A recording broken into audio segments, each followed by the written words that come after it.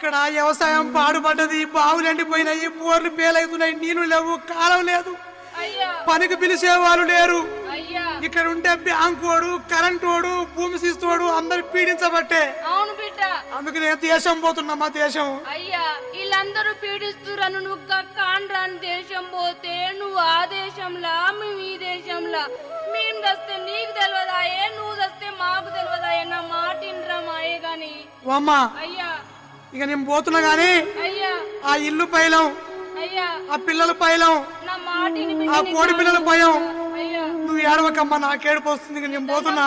మాయగా ఉండమ్మా. అయ్యా